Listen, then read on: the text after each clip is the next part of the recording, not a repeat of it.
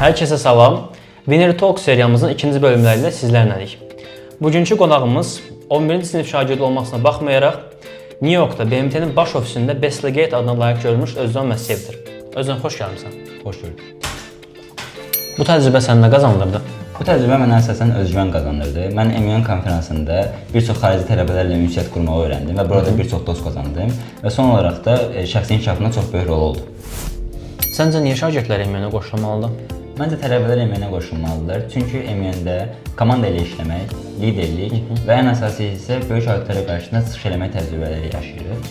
Və bu təcrübələr gələcəkdə universitet həyatında çox böyük müsbət təsirlər var. MUN-ə qoşulmaq istəyən, amma tərəddüd edən tələbələrə nə məsləhət verərdin?